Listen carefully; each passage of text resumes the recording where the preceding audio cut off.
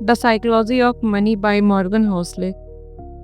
पैसे का खेल सिर्फ एक नंबर से नहीं होता, इमोशंस, डिसीजंस और सोच की वजह से होता है।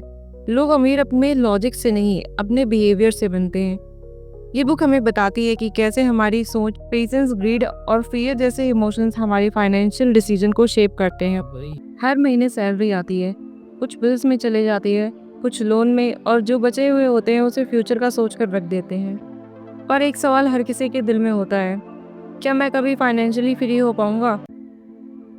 रवि एक मिडिल क्लास नौकरी करने वाला आदमी है। सुबह 9 बजे उठता है और शाम तक काम करता है।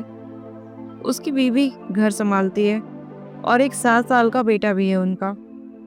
रवि हर महीने सोचता है इस महीने कुछ बचा लूंगा, और कभी फ्रिज खराब हो जाता है, कभी स्कूल की फीस आ जाती है, कभी रिश्तेदार की शादी आ जाती है, और सेविंग सिर्फ एक सपना बनकर रह जाता है। एक दिन रवि ने एक छोटी सी बात अपने ऑफिस के वॉचमैन रमेश से सुनी।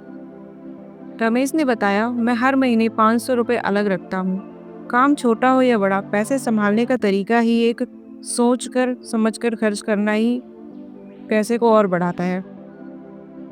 रवि हैरान हो गया, एक वॉचमैन भी पैसा संभाल के रख सकता है और मैं नहीं?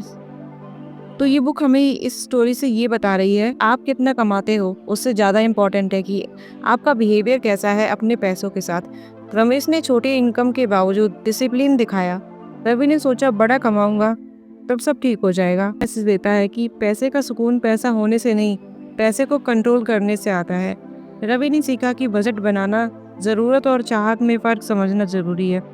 इससे हमें कुछ इम्पोर्टेंट मैसेज मिलते हैं। पहला मैसेज हमें ये मिलता है कि पैसे का सुकून पैसा होने से नहीं, कंट्रोल होने से आता है। रवि ने सीखा कि बजट बनाना, ज़रूरत और चाहत में फ़र्क समझना ज़रूरी है। दूसरा मैसेज हमें ये मिलता है कि इमरजेंसी फंड रखो, ज़िंदगी सरप्राइज टेस्ट लेती है। जब प्रिया बीमार पड़ी तब रवि को समझ आया कि सिर्फ सेविंग बड़ी चीज़ों के लिए नहीं की जाती, बल्कि सेविंग अपनी ज़रूरतों के लिए की जाती है। आज रवि भी हर महीने 1000 रुपये अलग से रखता है। पहले फ़ोन बदलना ही उसकी प्रायोरिटी थी, अब फ्यूचर बनाना है।